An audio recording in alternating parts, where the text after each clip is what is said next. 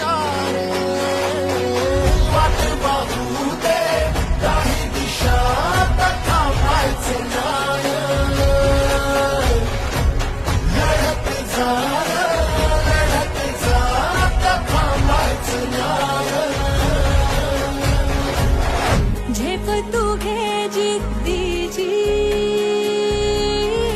आणि चलून आसमान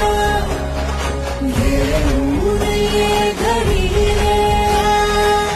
तुझीच बोली तुझीच गाथा तुझ्या यशाचा तूच विधाता उठ रे चल रे